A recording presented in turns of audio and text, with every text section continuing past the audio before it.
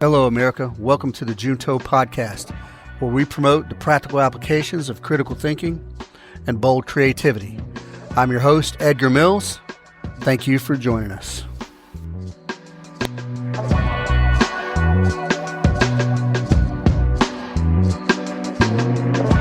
Welcome back. Thank you very much for staying with me. So I'm trying a new thing, trying the Yeti microphone here. We'll see, instead of the headphones.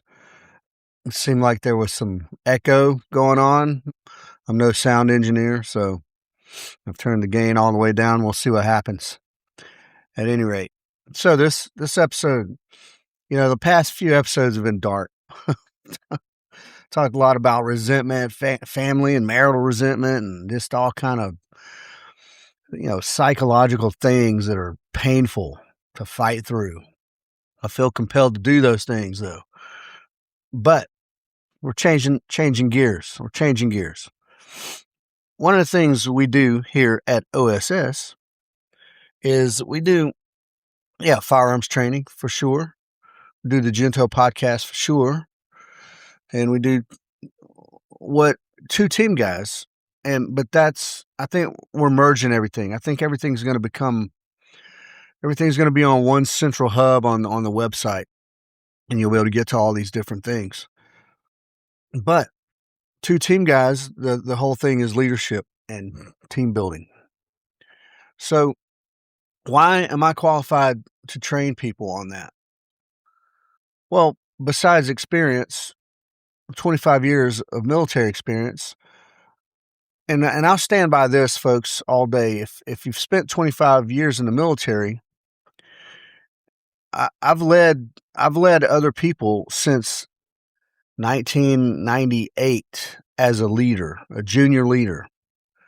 And then you just progress up from there. So you get a lot of trial and error experience, and you interact with so many different personalities. And when you're a junior leader and you're the low man on the leadership spectrum and you're dealing with all the personalities from above, you learn things. And you pick up things from good leaders and you pick up things from bad leaders, and you learn a lot. And then, tragically, after I retired, I started reading more because I felt like I had a little more time to do some study and research that I didn't feel like I had when I was active duty. But I don't know who coined the term followership. I don't even know that that's a real word, followership, but that's the other half of the equation. You've got leadership, and leadership gets all the juice, right? Leadership gets all the books and all the conferences and all the high paid speakers and all the headlines and the news and all the things. Leadership. You go to leadership courses. In the military,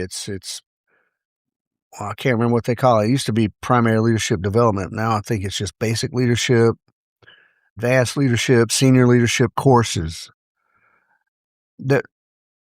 So at any rate, what about followership?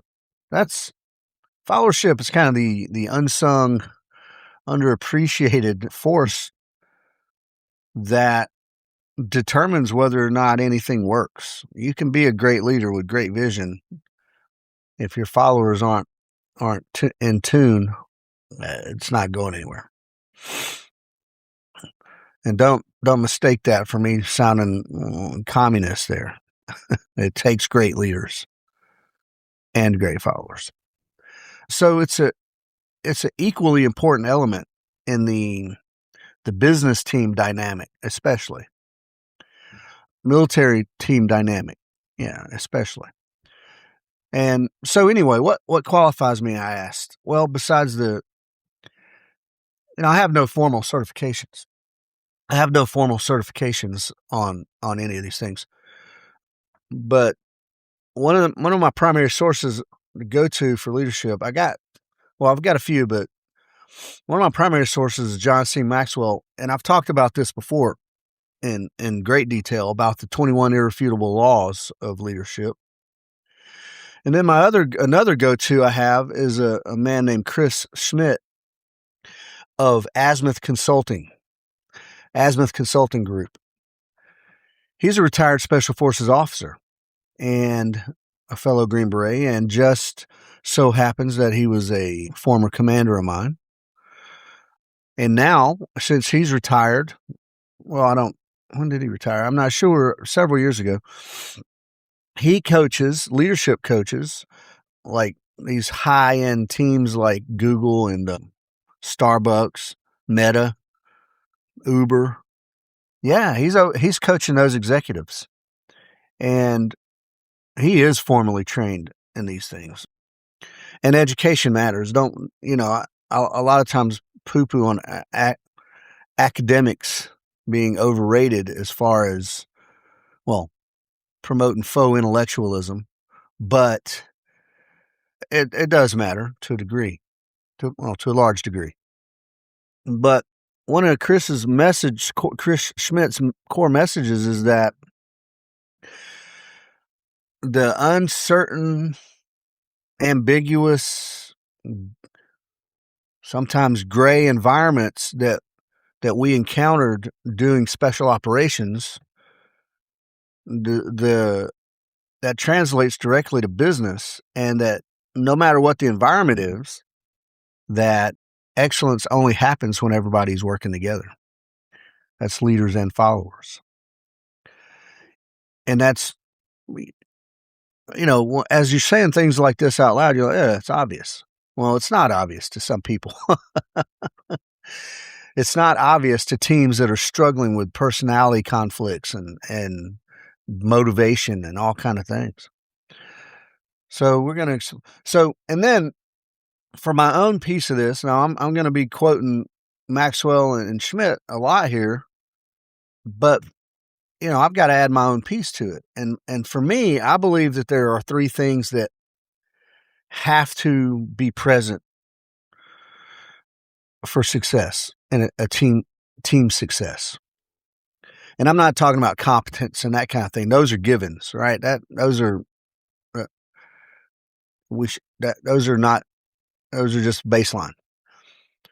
But I'm talking about things that sometimes get missed. And one of those things is trust. Yeah. And some people are very greedy with their trust. And then another thing is individual accountability. There are humans out there that will not take accountability for their own actions. They will blame everybody and their brother before they take responsibility for a thing. So that's two. And then third is mission buy-in. Everybody has to be on board with the mission. And there's a lot of implications to that, and we'll get to that. So this episode, it doesn't matter if you're an entry-level worker or a mid-level, small business entrepreneur or a mid-manager or a top executive with a major corporation like Meta or Google. This episode's for you. There's going to be something here for you. So let's get to it. John C. Maxwell. You should read John C. Maxwell if you don't. If you're in any kind of leadership role whatsoever, he's very clear on leadership, and it's very simplistic. And leadership is influence, nothing more, nothing less. And one of the laws is the law of influence. But influence only works if people choose to follow. It's not influence if people don't follow. One of the ways I define leadership is, the military definition, but the ability to influence others to want to accomplish a mission. Not just to influence others to accomplish a mission. You may be able to force that. You may be able to do that with coercion, but to make people want to accomplish the mission. There's your trick. That's your trick, your magic trick right there. And he also said, so I'm going to mention these laws a lot, but the law of solid ground is one of those. And he said, from that law, it says that, trust is the foundation of leadership for sure. But what builds trust? Well, character, good character, competence. Yeah, those things build trust. Well, it's more or as important to know what kills trust. Inconsistency will kill trust, or unpredictability. Like, I don't know what my teammate is going to do at any given moment. I don't know how my boss is going to react at any given moment. Those things will kill trust because there's uncertainty there. You don't know what to expect, so you can't give into it. So all the strategy in the world and all of your vision goes nowhere without trust. And furthermore, it may potentially even cause resistance.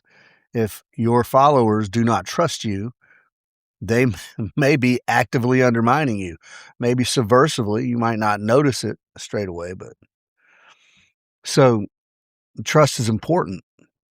Yeah, leadership requires trust. And when I say it requires trust, I'm talking about both ways, up and down. The leader has to be able to trust his followers to do the things they need to do. And the followers need to be able to trust the leader, that the leader has their back. The leader gives them clear guidance, clear direction, and there's open space for communication. So I like Chris's unique special forces perspective on all this, because clearly I agree with I agree with Chris's philosophy wholeheartedly.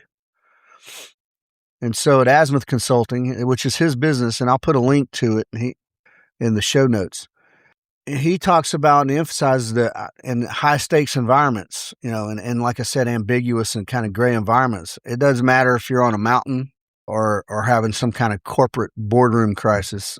Teams succeed through being reliable, individually reliable, so that the team is collectively reliable.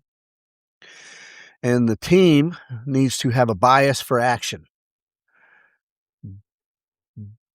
That don't mean jump without having all the information necessarily, but what it means is lean toward action versus inaction. And then just have a commitment to the mission and have mutual trust among your teammates. All those things are important things. But I like his take on bias for action. I have a bias for action.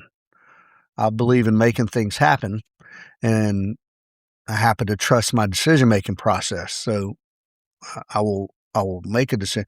My wife gets on my case all the time. Well, you just make snap decisions. I don't make snap decisions. I just make well thought out decisions quick because I have a process, right? That's the way it works. You develop your process over time. And again, I believe, now you've heard this on multiple episodes, I believe that you follow your gut. Our gut is oftentimes correct. Have a bias for action as a team and as a leader. And like I said, Chris was a former commander of mine. And so I know this next thing to be true. He says that kindness was one of the most effective tools in his tool bag as a leader. Kindness. Now, I did not have this philosophy as a young leader. And perhaps I should have. My personality is more rough, less polished. But think about that for a second. Yeah. And not disingenuous, right? Real kindness. And he's a genuinely kind human. But that is effective as a leader too, though. Right? It's not just a personality trait. It's an effective leadership tool. And well, special operators especially, but everyone excels when everyone at every level understands the mission, and everyone at every level owns their piece of that mission, whatever the mission is. Everyone's critical. And this is a thing in special operation. And in fact, back in the 90s and the early 2000s, special operations, special forces had there were 4 pillars of special forces, and then they add a 5th. Years later, they added a 5th. And the 5th was most special operations can't require enabler support in order to be successful. And if you don't know what an enabler is, that's you got the trigger pullers and the unconventional warriors, but then you have the communications guy, or even the intelligence guy, or the EOD guy, or the ASI or the SOD A guy, or the combat controller guy. He's an enabler for ODA or whatever. So you got all these other attachments that help to make mission success. It works the same in the corporate world. It works the same in the small startup business. You need other people. You need vendors. You need that support, especially if you're a small business, because you can only do so much with what you have. You rely on other people, and that requires trust. And I'll say this, and don't take it out, don't misconstrue what I'm saying, but listen to this. Leadership and followership are not strictly hierarchical. Yes, there is a hierarchy. You have a boss. But in the context of mission, in the context of solving problems, they are not strictly hierarchical. They are interdependent. One depends on the other. And how much one depends on the other is constantly shifting based on the mission. They depend on each other. So don't get the I'm the boss, you're the employee mindset if you're a boss. And don't get as an employee, don't get the us against them mentality. I used to have that. I'm not saying it was correct. I'm saying that's when I was an E5, a buck sergeant fire team leader, I kind of looked at, it was my fire team. It was us against them, which was normally like the company, right? But especially the battalion. It wasn't right necessarily, but what it did was motivate. So you guys may not know this about me, right? I was never really a highly likable guy, but especially when I was an infantryman, I was always a fire team leader or squad leader for like the Bad News Bears squad. Yeah. They would give me dudes that were sort of discipline issues or something. And not because they thought I was a great leader, but what turned out happening was these guys would perform. And I think it's because I treated them like regular human beings and not like lowers. And then I did cultivate a mentality of, hey, it's us against them. F those guys. We will do what we're supposed to do in spite of them. Hey, is it right, wrong, or otherwise? I had discipline cases that would perform. So I thought it's a technique. It worked at the time in specific cases. It's not necessarily the right way. And in a business world, no, definitely not. If you feel like it's me against the bosses, you need to go find another job. So I'm going to say it again. Leadership and followership are interdependent. One depends on the other. It's not strictly hierarchical. Everyone listening will do well to remember that and put it in perspective to your environment. Being a good followership, it's not blind, passive obedience. All right. I'm not telling you to be a lemming. It's not simply doing what you're told. Anybody can do what they're told. I got a 5-year-old grandson that can do what he's told. That's not what good followership looks like. It's an active role. It's a proactive role even if you think it's underappreciated. It may be, but it may be silently appreciated, which is also another, we can look at different techniques of motivating people and things, but even if it is underappreciated, That doesn't change who you are, right? You do the best you can do. And it's active, like I said, and even proactive. Support the leader. Now, we're not getting into crazy hypotheticals about, well, what if they're wrong? What if this and what if, no. Just on a general daily operations, right? Support your leader, whoever that leader is. Offer constructive input when appropriate, not when your next line supervisor is getting chewed out by his boss and then you decide to jump in with some input. That's not the time. Everything you do, whatever your job is, do it with a little bit of initiative, do it with a little bit of pride in your work, and then hold yourself accountable. Hold yourself accountable so that you and the whole team can move at speed, unimpeded. Yeah, unimpeded by personal stuff. All right, so I said those three things, or in the opening, I said those three things that I think are there: trust, accountability, and mission buy-in. So let's look at those for a minute. I think those things are absolutely critical, absolutely critical. And of course, Maxwell has a law, the law of solid ground. That's built on trust, consistent character. All the things I talk about on all the podcasts I talk about, you guys, you probably be able to pick up that there's a few words that are laced throughout everything I talk about. One of those key words is consistency. Yeah, it doesn't matter if we're talking about training with firearms or talking about developing young leaders. It does not matter. It doesn't matter if we're talking about philosophy. Consistency matters. Competence. Trust is built by demonstrating confidence. And you can probably think about one of these just right now. Like, you know, the guy who does everything well. So you trust that guy to do things. Yeah, that's it. And then what's another? Now, as far as leadership goes, those two are very important. Consistency in the way you, in your character, being predictable as a teammate, and being competent in your job. Yes.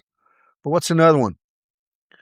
Connection, right? Being able to connect on a human level, that builds trust. Is it relevant to work? Well, in the sense that it builds trust, it is. You don't have to be best friends with everybody at work, but you have to connect somehow. And then Chris Schmitt stresses that trust is built directly from reliability, and that you be the person that other people can rely on, that they know that they can trust you to do a thing without any oversight and without supervision. But that goes back to competence, and it goes back to consistent character. So they support each other. Chris's definition or philosophy on how trust is built, and Maxwell's philosophy, they support each other. And what does that tell you? Right, they support each other. So the fact that I think trust is one of the number one things that you need in a leadership dynamic, followership dynamic, team dynamic, I think it's backed up here. And yeah, Chris goes on to explain things like in special forces, trust can be a life or death endeavor. Yeah, it can be. And if any one single teammate fails to deliver on that trust, well, it puts the mission at risk and lives at risk. I'm going to tell a story now. I didn't plan to tell this story, but it occurs to me as I'm reading my notes here. It occurs to me. We were on an operation, and on this particular operation, we had a support by fire position, which had a machine gun in it, and it had a sniper in it. Well, machine gun team. It had a little infantry. We had infantry attachments, and my ODA. We were this was our mission. We developed it and planned it. And executed it. A teammate the sniper in that position, also the senior man in that position. So therefore, in charge of that position. As the main effort was moving through the compounds there, and we had Afghan commandos with us, and so we had the group of Afghan commandos leading the way. The ODA was kind of, well, we were split up, but following behind, and we were clearing compounds as we went. And of course, we all were on comms with each other. So I heard a conversation. I'm listening to this as we're moving, doing our thing, that the team leader sitting in the mission support site, right where the little headquarters was holed up, and the sniper on that position, on that support by fire position, he was saying, "Hey, I see XYZ." He was looking for permission to shoot what he thought was a bad guy. And there was a miscommunication. And I was only partially listening because I'm actively clearing rooms. So we come out of a compound, and we were in the buildings were numbered, right? The buildings were numbered, and we all had our GRG, our little iPhone doodad, our Samsung, whatever phone doodad ATAC system. No reason to be off. Everybody should have been on the same sheet of music. Well, this sniper, being very, trying to find the right words, a nervous type guy. I don't know how to say that. A nervous type guy.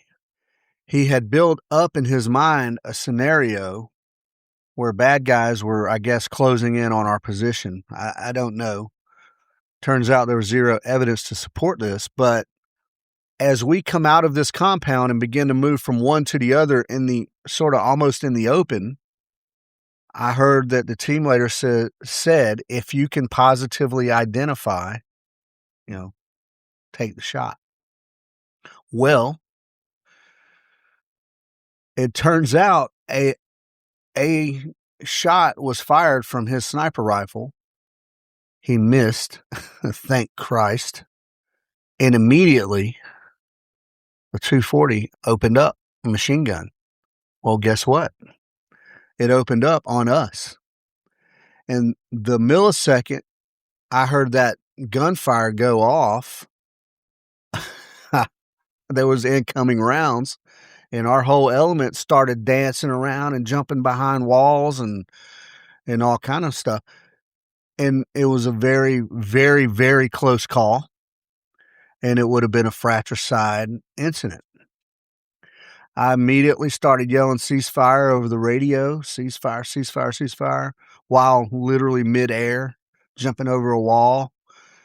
And my whole cell, we were all laid over there, all up on each other. And it was one of those stupid moments to where it was such a close call, and you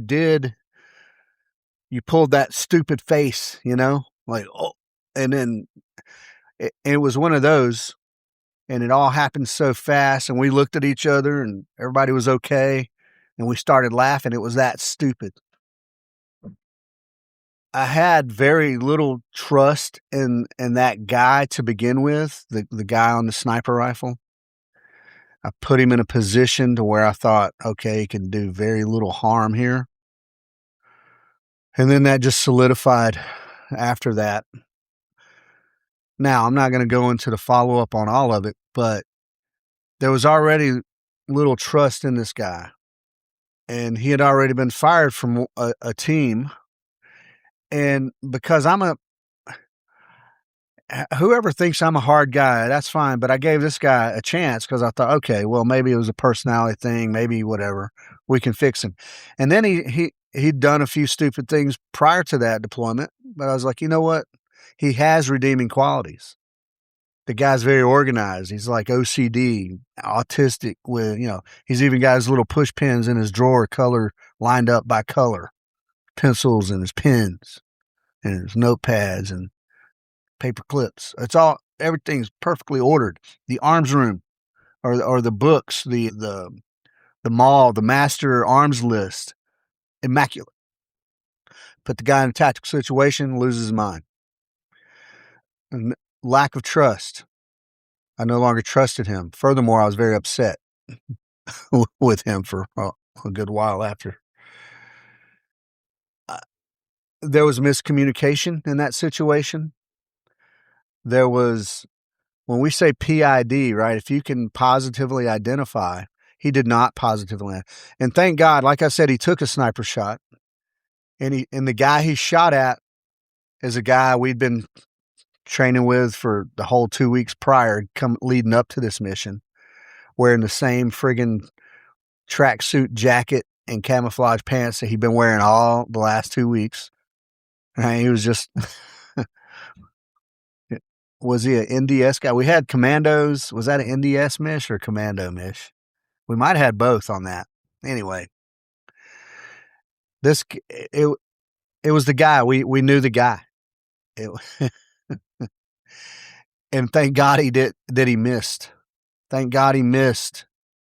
God almighty. If he would have shot that dude, I mean, the sniper shot. Never mind, thank God the machine gun missed the whole friggin' team. Thank God the sniper shot did not hit intended target. And I'm not saying that to belittle SF at all. They're highly trained professionals. There's all this. But, you know, some guys, man, this guy, he didn't do well under pressure. He didn't do well under pressure. Is that partly my fault? Is that partly the prior leadership's fault? Is that personality flaw? Like he's just got some character flaw. He just has an inability to hold it together. Yeah, who knows what, man? Who knows what? I'm rambling on about that.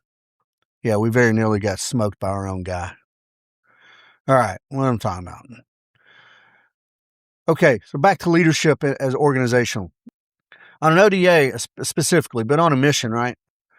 But even from a corporate perspective, what's important? There's a catchphrase in the military in commander's intent. Commander's intent. With a clear commander's intent, unambiguous, like it's very crystal clear, that allows small teams to adapt to circumstances on the ground, providing that trust exists. So if the commander gives the intent, trust the team to stick to the intent, and that intent, it gives you elbow room to maneuver to solve complex problems as long as you're staying within the commander's intent. So if that trust is going down, the team has some autonomy.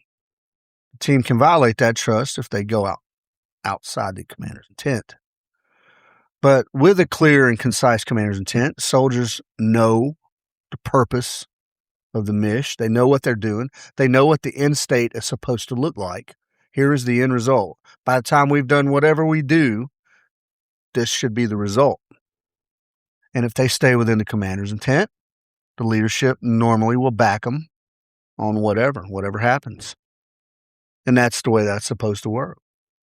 Now, how do you see that how does that the trust shape out in a negative way? There are many units out there in the conventional army. I remember there was a time period, I think it was Fort Hood, that was just gangs and just people going to jail and all kind of stuff. Units with very low esprit de corps, that correlates directly to a lack of trust from the leadership or in the leadership or whatever, up and down the chain. And, you know, you got junior leaders covering dudes for doing messed up things, and they don't want to let the senior. And then you got senior leaders out there doing messed up things, and they try to cover it so that, and you get these barriers of silence and communicating, like nobody's talking. No trust is happening there. No trust is happening there. And that's happened in Iraq and Afghanistan. That's happens in the garrison. And that kills any esprit de corps, any cohesion. And without those things, there is zero effectiveness happening. There is no, don't matter as an individual, don't matter what a stud you are, as a young captain or a mid-level leader, it doesn't matter how brilliant you are. If these things are happening, mission is not a success.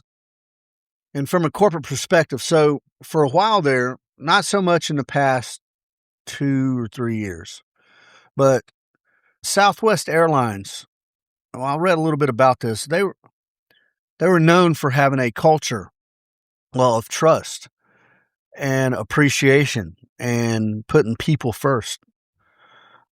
And that worked well for Southwest Airlines. They were very notably successful. They had a good reputation.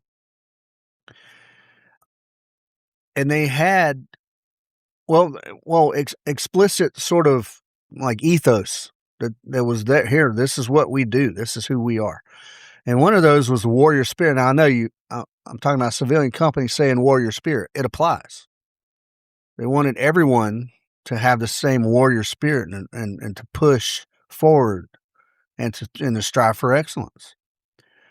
A servant's heart. Every great leader is also a great servant, and every great follower is clearly a great servant. So have a servant's heart. Put others' needs ahead of your own convenience. If it's 4:59 and somebody walks through the door and you're like, man, I got to get out of here. Man, that's not it. Put others first. Use the golden rule. Does anybody speak of the golden rule anymore in just society? I don't know, man. And then this was in their ethos, right? Have a fun-loving attitude. Don't take yourself too seriously. I'm all on board with that. I'm all on board with it. I took myself too seriously for too long. And I didn't, I had fun. I did things, but there's plenty of people out there that I see who take themselves way too seriously. It's a put off. You can have a little bit of personality at work. Like, you can be playful and still maintain the line. Like, that don't mean if I show a little playfulness at work that we devolve into the orgy of incompetence. Yeah, you can be a little bit playful. So, yeah, and it was their sort of company promise that they treated employees with the same respect that they treat their customers with. Yeah, man. Treat the employees with the same respect that you treat your customers with. You're not going to have a customer walk in with questions and you go in and chew them out for being incompetent. Yeah, and they empowered their ground level tactical people, the ground level people, the customer, the face. They empowered them to solve problems, man. They gave them a little bit of autonomy. They gave them, here's the commander's intent. Here's the end state. Make it happen. They had two-way communication. Yeah. They had recognition programs. If somebody's doing good, let them know. Give them a little bit of hey, man, I know trophies are superficial. Little coin, little trophy, little free lunch. Yeah, man. It was like a family atmosphere. And for a big company, I imagine that's pretty hard to achieve for a big company. I think Southwest's a pretty big company. It's not Epic, it's not Delta, but I'd be interested to see the contrast between the Delta and the Southwest sort of day to day. You know what I mean? Not on the ground level. I mean, like in the mid-level offices and the head shed. I'd like to see the contrast of the day to day. Because Delta's that's the behemoth, I think. I don't know if that's the biggest airline in the world or not, but I know the headquarters in Atlanta, which is the busiest airport in the world. So I think Delta might be the biggest airline. Probably should have researched that a little bit, but yeah, man. Anyway, you can build a culture like that, but it takes a little work and you have to commit to it because it ain't going to happen just instantly. And not everybody's going to immediately come out of their shell, because some people are going to skeptical. I'm skeptical. If I see you one day acting like this and the next day trying to throw some jokes at me, I'm like, what's this guy's angle? But you can build a culture over time. Consistency over time builds trust. All right, that's enough of trust, man. It's important. I think everybody knows it. It's important in relationships. It's important in everything. Trust is important. All right, next thing that I think is one of these top 3 most important things in a leadership dynamic or our team dynamic is individual accountability. A good follower, solid follower, you don't wait to be held accountable. All right, you hold yourself accountable.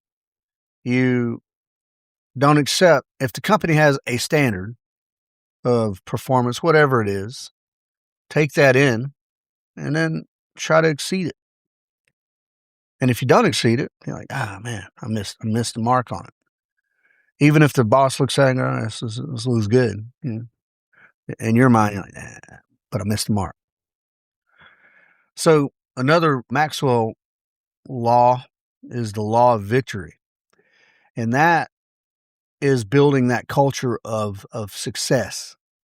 So we talked about trust, building a sort of a culture of almost family, but now we're talking about a culture of success. Not only am I treating people well, but now I'm performing well, and I'm enabling everybody else to perform well. And yeah, you got to have sort of a unified vision there for sure. And that's where good leadership comes in. But a good leader understands that amongst his people, the many people, there's a broad diversity of skill sets and strengths and weaknesses. And so everybody needs to, for sure, play to your strength. Do what you're good at, and also develop what you're not. On your own. Don't wait for somebody to tell you, look, you do this well, but we're looking to get you over here. We're looking to move. Because if you just do what you're good at, you may never progress. And you may never want to progress. I don't know. Own your own results, man. Whatever, good or bad, own them. And if they're bad, own them first. Get up there and say, look, I effed this up. Here's what. And what Chris Schmitt's sort of philosophy supports this in a way that, well, he emphasizes commitment, like individual commitment and individual bias for action, right? Making it happen, be committed to the mission, make it happen, take the next step, even if you can be nervous, you can be like, I'm not sure. But if you have a good decision-making process, act on it, deliver the goods, and then own the outcome. Yeah. Deliver the goods and own the outcome.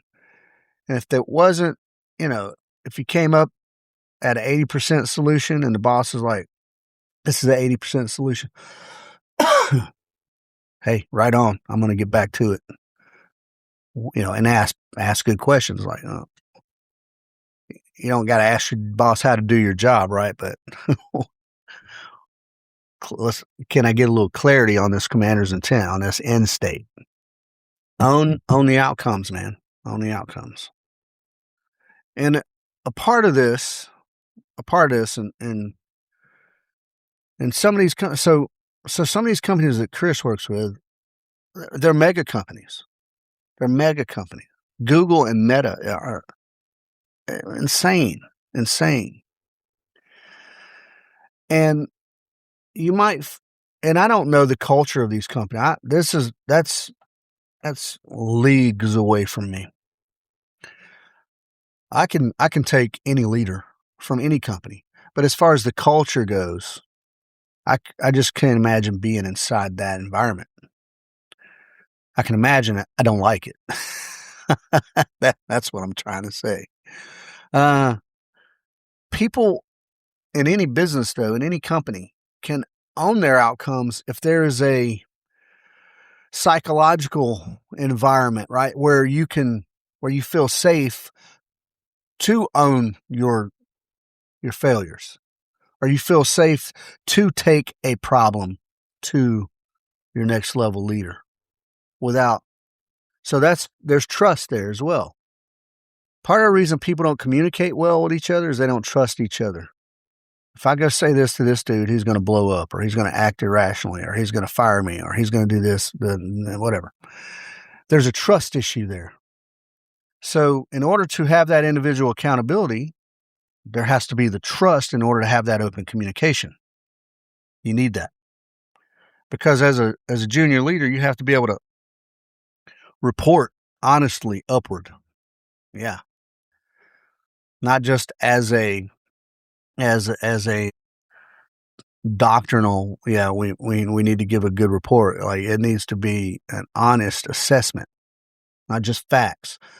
You can deliver facts all day long, but if you're not giving the honest assessment around those facts, they're not getting the whole picture. We want to deliver the whole picture with our assessment of how and why. Now, they may discard that assessment, or they may take it into consideration. Good leaders will take it into consideration. And what's the flip side of that? Okay, we've trust. We can honestly report. We can give our feedback without fear of repercussion. What's the negative side of the individual accountability? Yeah, the culture, and you see this in a lot of governmental roles. Not my job. I hate it. I hate it. In the Army, you may do just any number of things that are not your job. Everything's your job if the job needs to be done and you're the one there. How many infantry officers get stuck in as the S4? The logistics, right? Not my job. Yeah, it's your damn job. Now, that's staff functions. All officers know they got to do staff. Everybody knows that, right? But yeah, and the military is a good proving ground for that, where you will do things that are not your job. Do you do them half-assed? No. You still do it 100%. That not my job, though, man, that burns me up, man. And then the blame game, pointing fingers. Well, he dropped the ball. If you drop a dime on another dude, you're either trying to build yourself up, or you're hiding some insecurity. It might be the other dude's fault, but let that come out in a more formal process. Don't drop dimes on dudes, because then you're breaking trust with them, unless there's some illegal shit going on. You know what I'm saying? Or after you launch, a product or something, and it falls flat, and now you're like, well, really, so-and-so didn't do this or didn't do that. If he would have supported me more, whatever. That stuff kills trust. It'll kill your momentum. Now, I'm not talking about this, but there's the law of the big momentum also. But that kind of not my job, finger pointing stuff, that'll kill momentum, and that creates just slog in the mission. And then you just get nothing done, making no money. You're not growing. No progress is happening. Then there's got to be a change. What's the change that happens? Hey, we're changing. Now, I want to say, isn't Maxwell? I think Maxwell, even now, I could be wrong on who said this, but it was some notable consultant. So when he goes into a place where the culture is bad and the productivity is low, the first people he fires is it's not the line workers, it's the leadership. Beat it. That's probably not the norm, but because not every company has a consultant, right? If your company is dragging on, the boss man is going to start firing people, whoever he thinks is based on personality, based on whatever. Could be based on just performance metrics alone. Yeah. Probably there's some personality stuff in there too, though. Probably. Yeah. All right. And then the third thing, mission buy-in. Mission buy-in. And that's the law of buy-in. Maxwell has it. But in the law of buy-in, Maxwell says that people buy into the leader first, the human, the person, and then the vision. Well, that implies that you're influential, if not charming, compelling. Yeah. You've got to get their attention. They got to pull you, they got to look at you and go, oh, yeah, man, I could follow this guy. And then you deliver the vision to lock it in. But if they think you're an a-hole, you can deliver the greatest vision on the planet, and they might agree with it and be like, yeah, that's pretty good vision, but I'm not following you in there. Yeah, that's it. And that's, is it good, bad, or otherwise? I don't know. But people buy into the leader first and then the vision. So says John C. Maxwell, and I agree with it. People have to buy into the vision, though.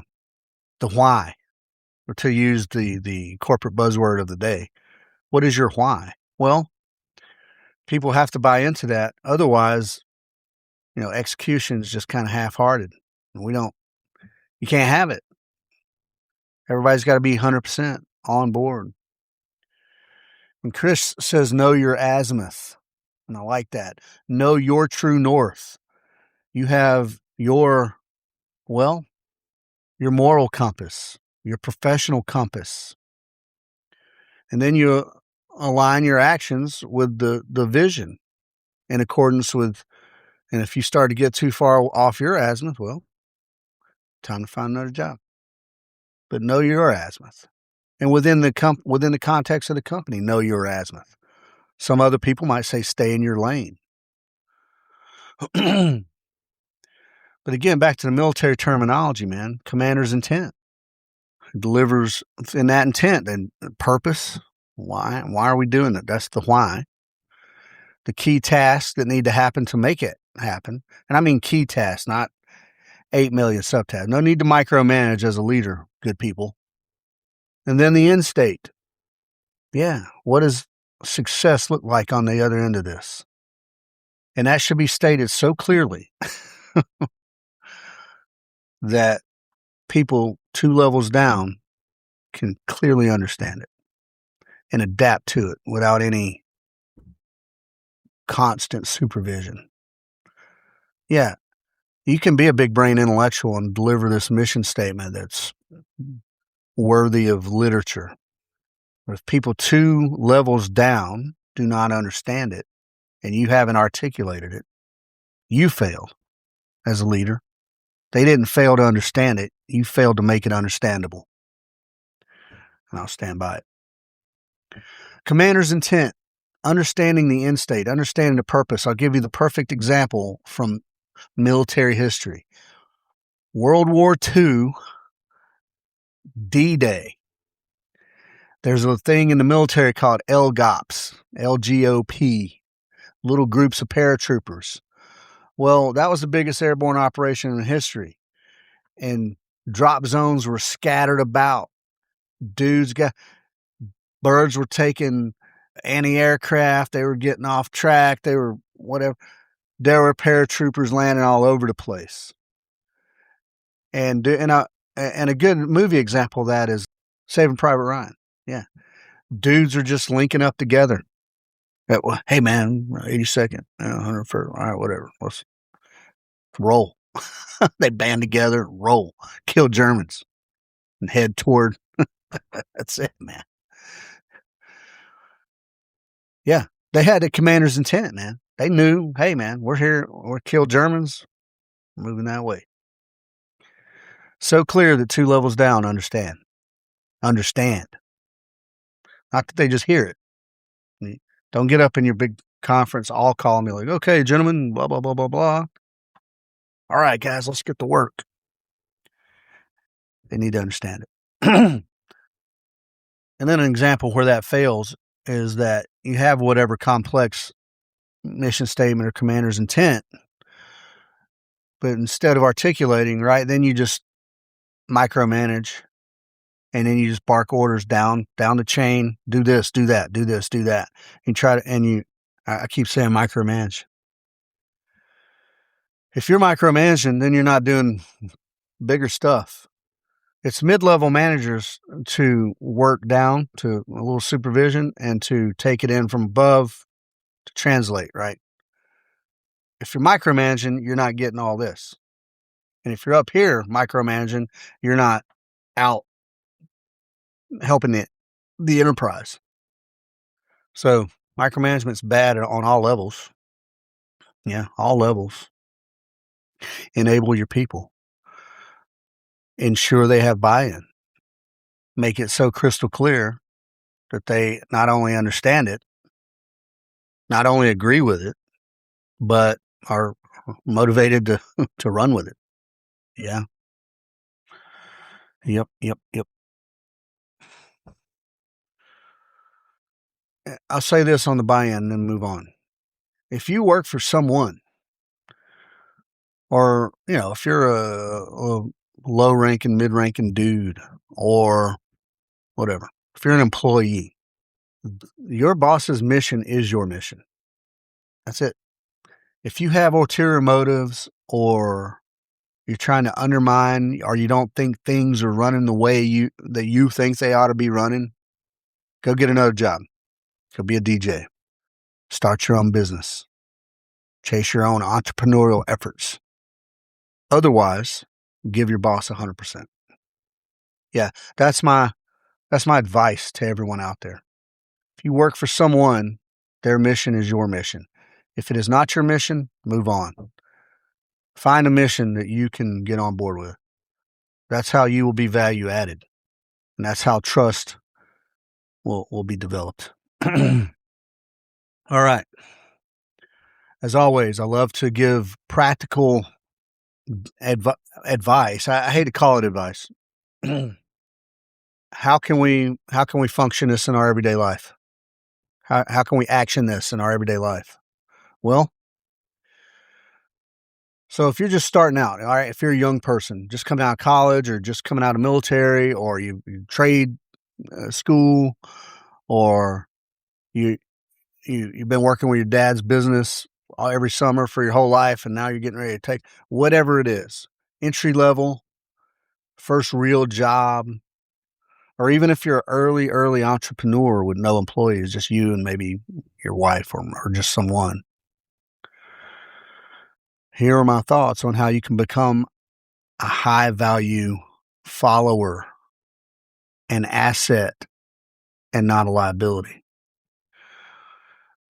One, master reliability, right? Be reliable. One of the things I love to say is undersell, over deliver. Yeah, deliver the goods. Do what you say when you say it. You'll do it. And that builds trust. And hold that line. Do what you say you're going to do when you say you're going to do it. And that's supported by Maxwell's law of solid ground, right? I'm going to say seek to understand. Now listen to this. When I got married almost 30 years ago, September will be 30 years. One of our wedding vows, well, one of the things that the preacher said to us was, you must seek to understand each other completely. Yes, that's true. That's been a running joke with me and my wife for 30 years, because even now, we don't understand each other completely. Seek to understand the mission. Seek to understand the vision. And don't default to what's in it for me, right? I'll tell you what's in it for you. A job, a paycheck. Also a learning opportunity and a growing opportunity. And then even depending on the company, a potential to progress through the ranks, if it's a corporate-y sort of thing. So don't be wrapped up, what's in it for me. That's a problem, and that's a problem. All right. That level of selfishness is no bueno in any environment. Ask the boss man. Ask your next level supervisor. what does success look like? And how do I add to it? How does my role, because you may not understand your role completely. You're like you're learning on the go. Hey, what does success look like? How does my role contribute to that? Next, hold yourself accountable. We talked about it, accountability. Hold yourself accountable openly. Let your teammates see that you're being accountable as well. If something's wrong and it's your fault, own it. Or if you took part in it, own it. And then propose a fix. Well, we did this, effed it up, but I think here's how we can correct it in accordance with, commander's intent. And when I say own it publicly, I don't, it's not a performative, superficial thing so you can look humble. That's not what I'm saying. Like legitimately own it. Because it's not look, if you F something up, it doesn't have to be an emotional event. It's, hey, it's a learning opportunity. I messed this up. Here's what happened. And if it wasn't catastrophic, right, it didn't cost the company millions of dollars. Like they're going to look at it not as an emotional event. They're going to look at it as it's a glitch. You know what you did wrong, or here's what you did wrong. Fix it. Don't get all emotional about it. And in the same sort of frame as that, support your boss publicly or openly, and all right. But then you give the feedback, the constructive criticism or constructive feedback. You do that privately when it's appropriate. Yeah. And then you speak honestly up and down the chain about your assessment on things. The boss thinks one thing's great. Everybody knows it's not. And you go, yeah, that's great. And meanwhile, you're losing money or whatever. Don't lose money over a fear of going, hey, boss, this is not going over well. Yeah, be honest. Be honest about it. And from Chris Schmitt, this goes even for low-level dudes. Develop a bias for action. Take action. Now, as a young man, you're still developing your decision-making process. But don't get bogged down to where nothing is happening. Because at some point, if nothing's happening, at some point it's going to start moving in reverse. We can't have it. Have a bias for action. Come up with a couple of courses of action. Run them by your boss. Be like, hey, if I do this, I think this will happen. If I do that, I think this will happen. What do you think? And then action it. Do it. Bias for action. Don't wait for perfect, full, complete information. It ain't ever going to come. It ain't ever going to come. You guys have heard the perfect is the enemy of the good. I don't know who coined that phrase, but, and then you guys have also heard, and I want to say, was it Patton? A good plan executed now is better than a perfect plan executed next week. Yeah, I mean, that's not saying flippantly run off just to be doing action, right? But you can make things happen and build momentum through action. Develop a bias for action. Take the next reasonable step based on a good decision-making process. And if it went south, hey man, learn from it. Put that in the little data banks there. Like, all right, this was not good. In this situation, this did not work. Develop a bias for action. All right, and then I know this sounds a little weird, right? But study your leaders. That doesn't necessarily mean emulate your leaders. Some of them might be crappy leaders. But find good leaders that you think are good leaders and observe and what they do, what works for them and what doesn't. And then you need to begin at some point to seek out some solid mentorship. And a good leader will pick up on that's sort of a flowy sort of thing. You don't get assigned a mentor. I don't know. Some places you may. But you can't. Mentors are just naturally sort of developed, I think. but try to find somebody to latch onto, sort of, but somebody who you think in your mind, you're like, that's a good leader. Yeah, follow them, see what they do. That's good followership right there. And that is the best training to be a good leader. So that was my young man entry level, right? And those are not difficult things. Make habits out of all those things. You can do that. Don't be performative. Don't be flashy in the way you're trying to execute these things either. But if you do these things as habit, all these things I just said, any organization will recognize you as a value. They'll see you as being a rock solid value. Doesn't matter what the organization is. All right. And next is for the mid-level dudes, the mid-level leaders. That's the toughest spot in a business. You're in the middle of the high ups and the low downs. You got to balance. You got to lead while following. The balance is the skill. It's the art. You've got to translate higher ups' vision to the ground level dudes so that it's within the commander's intent. And I don't want to say understandable. Ground level dudes aren't ignorant. They understand things, but you've got to translate it to specifically, especially for multifaceted companies, take this broader vision and narrow it down to what this piece, how that looks. You got to translate the vision. You restate the purpose and the key tasks that apply to your crew. And then the end state. And you got to do that in language that your crew understands, language that they own.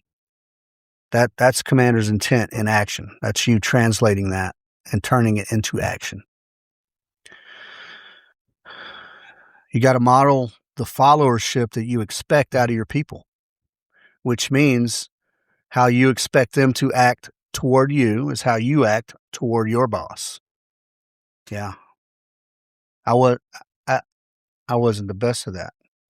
Every time I do something on leadership, I say, I would love to get feedback from dudes that I led in the past to get their, in retrospect. Yeah. A lot of guys are probably going to say I'm an a-hole. But again, I was not incompetent. I was just probably, an a-hole. Model the followership that you want out of your people. Demonstrate trust to your leaders. Demonstrate individual accountability to your leaders and followers. You demonstrate buy-in to the mission, to the vision, and your team will see that you're upholding that standard. And then they too will uphold that standard. Maxwell has a law for this. Of course he does. It's called the law of the picture. People will do what they see. Yeah. And then as a mid-level leader, you have to create space for both ground level and executive level. You have to empower your people to do the job. You don't micromanage. Now, if you're getting micromanaged, chances are you're going to micromanage. And that's bad. And we'll get to that in a minute. But Maxwell has the law of empowerment. Empower your people. Secure, confident leaders give power away. They don't try to hoard it, hold on to it, and use it as a weapon or a manipulation tool. You can give away power, which means you can empower your people to act autonomously while still being a reliable supervisor. Spot check on them, make sure everything's on. Azimuth is going in the right direction. You got to build two-way trust, up and down. Trust goes up and down. Can't expect them to trust you if you don't trust them. Same for the bosses. Give your team the autonomy that matches their level of competence. I'm not going to give an entry-level guy some executive-level task, right? That's a leadership skill in itself, is putting the right people in the right job. And then you accurately report upward, and that builds trust. When You don't throw feel-good filters on your reports upward. Ah, shit.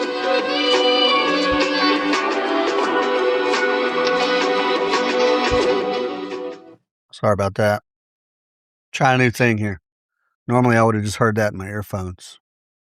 Anyway, back to it. The feel-good filter. Don't filter information going up to your body. They need to know what's really going on so that they can make, strategic level decisions as needed. Pass that strategic level decision down to the operational level. You translate that to the tactical level, and they execute the vision from the strategy. That's it. Trust. As a mid-level leader, you, as individually, practice thinking 2 levels up.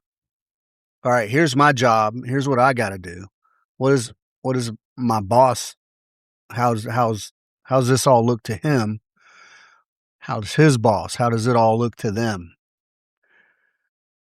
Practice thinking on a higher level.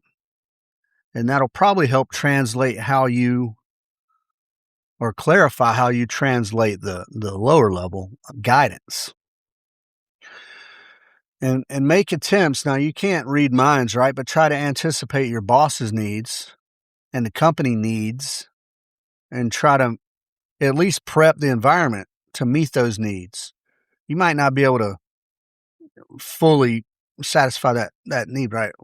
But prep the environment to be able to answer those needs and then action as needed. Yeah. And then accountability again. This is a common thread as well. Accountability. Be accountable in the middle, because that affects up and down. And to your people, recognize your people, celebrate your people, and hold them accountable. And if they, like we talked about earlier, you take accountability first before it's thrust upon you. Acknowledge that. Be like, look, man, thanks for coming out with this immediately, because you probably saved us a lot of heartburn. If you would have sat on it for a week, it'd probably been a monster. Yeah, man. When you do all those things, then the team's kind of moving in the same direction, same time, right? We're all jumped on the same train. We didn't leave anybody behind to catch the next train. All right. Now, I'm going to address senior leaders and executives. I was only ever a master sergeant. I retired. I was a ODA team sergeant, also known as operations sergeant. But I can tell you this, the senior and executive levels is where either most of the damage can happen or most of the leverage can happen. Here's this word again, trust. Senior leaders must trust their mid-level managers and their ground-level teams. If you can't trust them, examine why you can't trust them. Is that a personality flaw on you that you just don't trust people? Or is it because they've demonstrated incompetence? If it's on you, then, I'm going to say fix yourself. If it's on them, hey, give them a warning.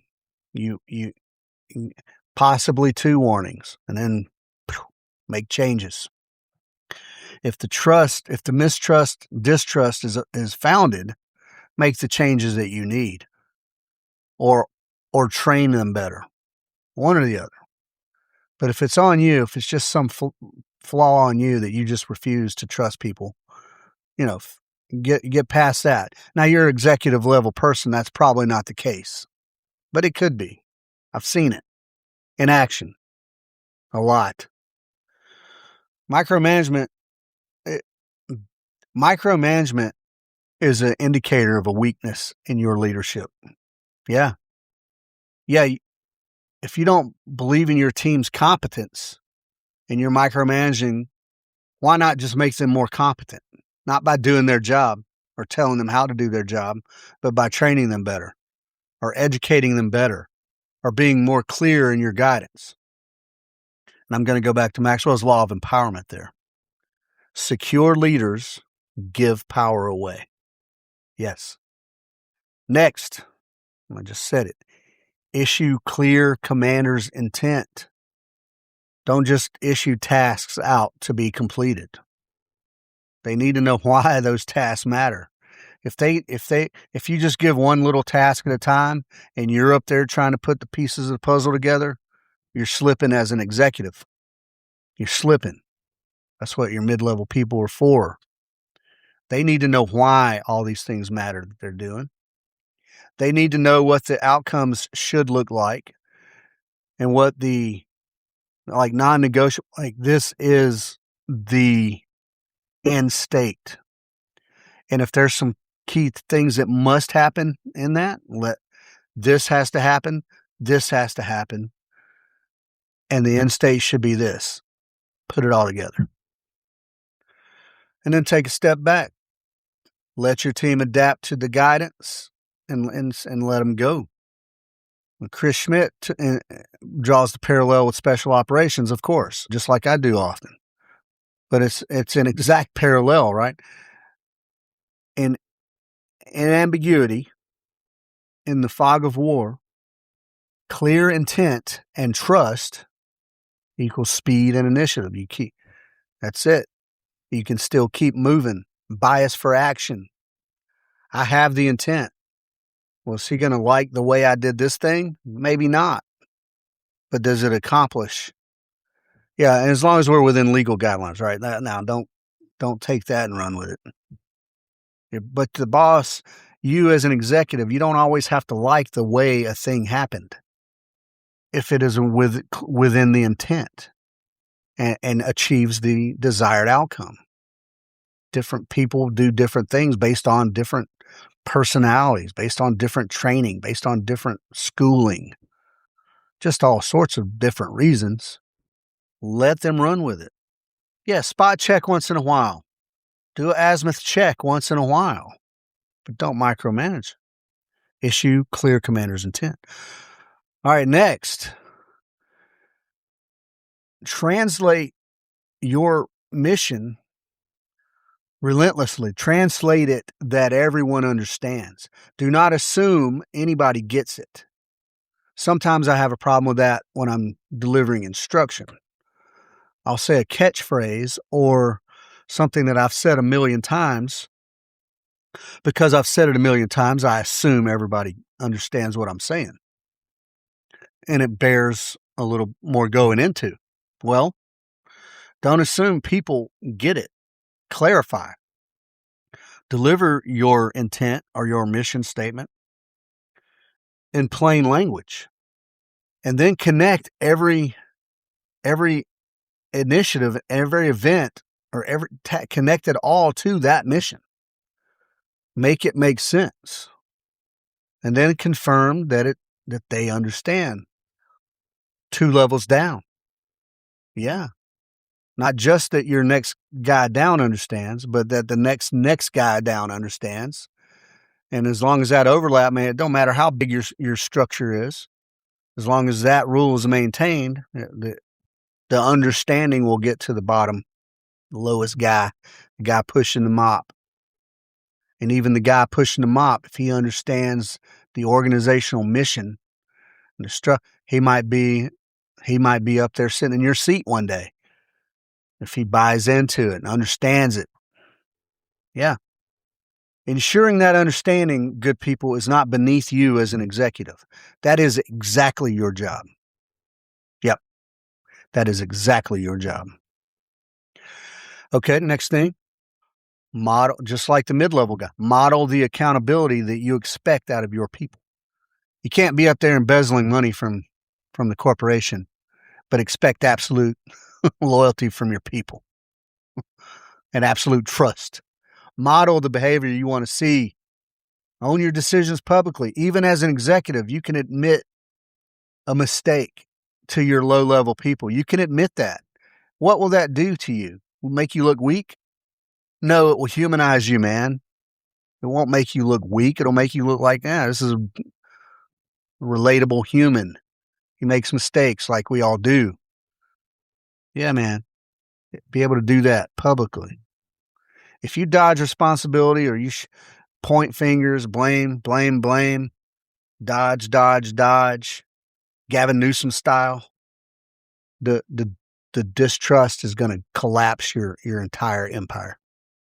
You, as an executive, create the culture, create conditions for healthy change if change is needed, and challenge. If everything's going all smooth and you reach a baseline, challenge your people. Let's do something. Let's be bold. Create an environment for that so new initiatives can come out of even the bottom. There might be some friggin' genius sitting down there pushing a broom, and he might have the next big thing in his brain. Open it up. Make the environment such that is discoverable. Don't ignore that guy. Invite constructive feedback. Invite constructive dissent even. It doesn't have to be ugly when there's I disagree with you. You're the boss. I'm going to do what you say. I think it's wrong because of this. That might change your perspective a little bit. Maybe you hadn't considered his perspective. Do not punish constructive criticism. Don't. Welcome it. What you should punish is the lack of courage to come forward and speak up if something is wrong or if there is some criticism that needs to be delivered.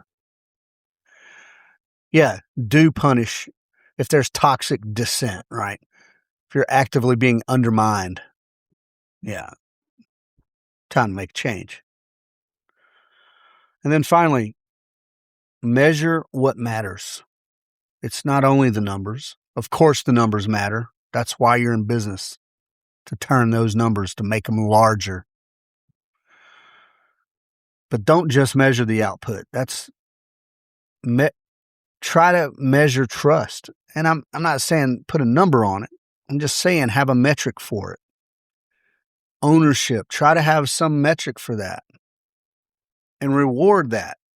Reward the followers who make the leaders look good. Good followers make leaders look good. And not superficially, but I mean by making the mission happen. Yeah, reward that. Reward it. Doesn't have to be crazy, but a little recognition goes a long way, folks. Oh, my God. A little recognition goes a long way. That is a human sort of need. Well, desire. Everybody likes to feel good, to be wanted and needed. And so even a small business owner, if you're the boss man though, right? If you're a corporate executive, you have thousands of employees underneath. Or if you're a small business guy and it's just you and one other dude maybe, or maybe just you face the same choice, right? You can have absolute control over everything, and that will channel all movement into one tight space, and then it bottlenecks and it bogs down because you're the obstacle there. Or you can trust your people, you can guide your people, and you can scale all that to your business through trusted people.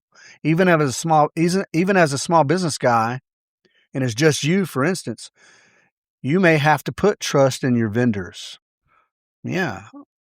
Or whatever facility you're occupying or renting. You might have to trust other people. You might have to trust some rando IT guy to keep you running. So it's not necessarily just for employees, right?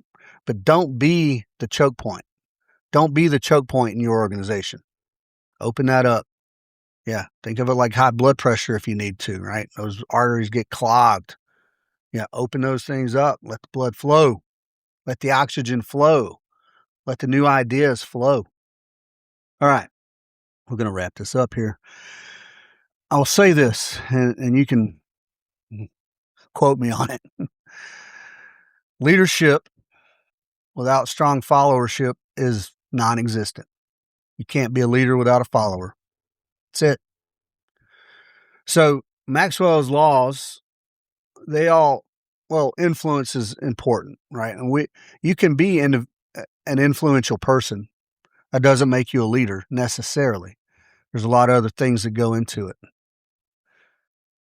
But all the other laws that Maxwell points out, the 21 irrefutable laws of leadership, shows us that we can take that influence and turn it into rock solid leadership and success. And Chris Schmitt sort of shakes it out that, well, the real world is uncertain, right? And in this uncertainty, whether it's a friggin' beastly ridgeline up in the Alps that you're trying to negotiate with your team, or whether it's just a hyper-competitive market that you're in, that teams win when everyone owns the mission, when everyone trusts one another, and when everyone holds themselves accountable. That's where success is. Doesn't matter the environment. With those things, any environment.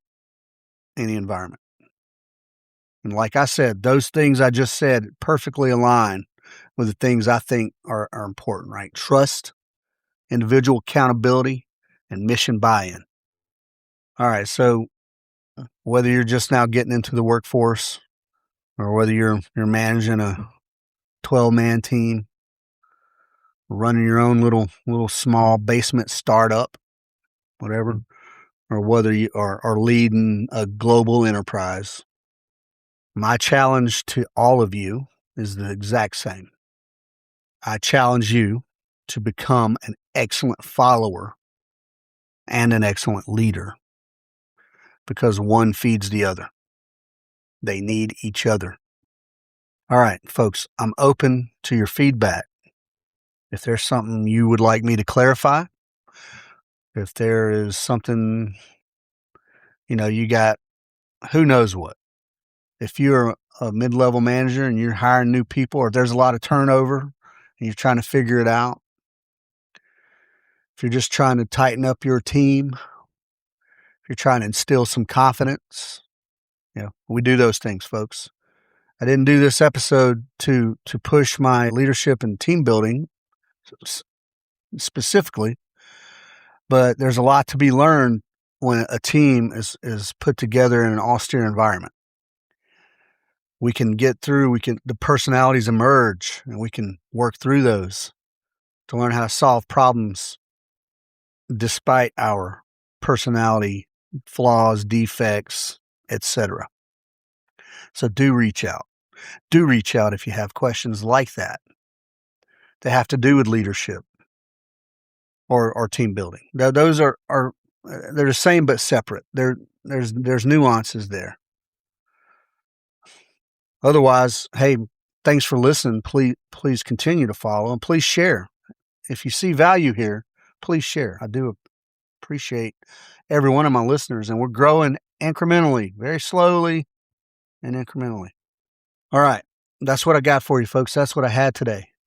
I wanted to go with a positive, something more positive than all this friggin' resentment and stuff that I was talking about in the past few episodes. All right. So ospreyshootingsolutions.com. You're going to be looking at this next. So we have a armed self-defense force-on-force course in September. Please check it out. We have I'm doing a separate thing. I'm doing a different thing now. I have separated Wildcard Day from the Blackjack 33 challenge drill, the challenge coin sort of drill. So September, I want to say 5th, we are going to do a Blackjack 33 day. And that's going to be a little bit of instruction up front, several warm-up drills, and then everybody's going to run the Blackjack 33 drill to attempt to earn a coin. One human being owns this coin so far. My friend Alan, and he worked very hard to get that coin. It's tough, but it's doable. Anyway, that's in September. Blackjack 33 and Armed Self-Defense, which is a scenario-based course. Let's see, September, October. There's a lot of stuff in October. Please go to the website and check it out. And then we have the security consulting stuff I've been working very hard on. I've got several clients on board so far. I think Well, one, I deliver very thorough threat vulnerability assessment. That's almost the crux of it, is the threat vulnerability assessment. And then the SOP development, again, very thorough, very detailed. I hate to say this, but there are people out there that don't necessarily want a highly detailed SOP because they want to be able to flex according to their feelings. Well, security and safety matters aren't to be left to feelings. It's best to leave those to fact and professional analysis of most likely and most dangerous outcomes of various things. So the SOP development is another big thing there. And then, of course, we have the newly developed SAFE program, Security Awareness in Foreign Environments. And that is targeted for humanitarian nonprofits, missionaries, international salespeople, international independent journalists, people who go to third world countries often, who maybe do not have the training organizationally, right? Your company don't pay for training. They may or may not have some kind of hostage, kidnapping, ransom insurance, and you're just going over on faith.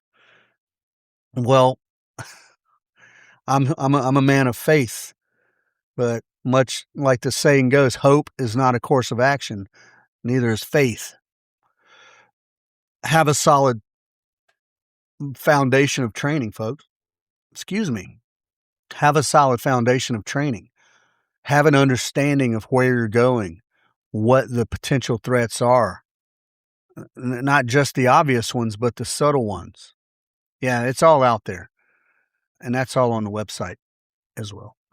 And then, of course, the leadership and team building things via 2 team guys. Land navigation, long-range evasion, situational awareness, search and rescue mountaineer, very good one for team building and leadership for that matter. Small unit mission, yeah, very good one. Surviving captivity, still there. Those are all excellent leadership and team building courses. So look into them. And then we have, of course, please, if you're a charitable person, give to givesendgo.com/help-a-homie-fund. And that is our efforts. I've not been strong on that lately. I'm trying to be. We normally have a little bit of money in the account, and I normally I don't let it consolidate and build so I can go do a big thing. I try to help people as I see them. So, yeah, it's small change, but it's helpful, folks. It helps individually. Now, I don't just go hand cash to homeless people, right? But I do buy food or literally shoes and socks and things like that. So please consider that. That's going to be to be developed, folks. I'm going to develop that out into a proper nonprofit. Coming soon. And then the next sort of big thing that's happening change-wise is ultimately what I'm going to do is consolidate Osprey Shooting Solutions, the firearms training, the leadership and team development, the consulting into one website, all under OspreyShootingSolutions.com, but the main page is going to look like something like the OSS Hub. And then there's going to be sort of 3 big categories. You can click into that to get to the various categories. I'm going to get rid of a couple of websites that I'm paying for that I have. I think 2 Team Guys as a name is probably going to go away, probably. And it's just going to be under OSS as leadership development and team building. I think more people will be able to find it that way. So that's happening. It's not happening right now. I will definitely announce it. I'll put out an email to all the folks on the roster, and everybody will know when it happens. I will certainly announce before I just take 2 Team Guys off the internet completely. So that's what's going on, folks. There it is. This has been a pretty long one. I apologize for going so long, but leadership and followership, very important stuff, I think, especially it's very important. The world runs on business. There are very few people out there just off grid walking walking the earth, doing good deeds. Everybody has a job. You're either a follower, a mid-level leader, or a leader. That's the way it is. So I feel like this topic was necessary at this time. Good people, thank you so much. I appreciate each and every one of you for listening. I appreciate your feedback. And I love you guys. Take care.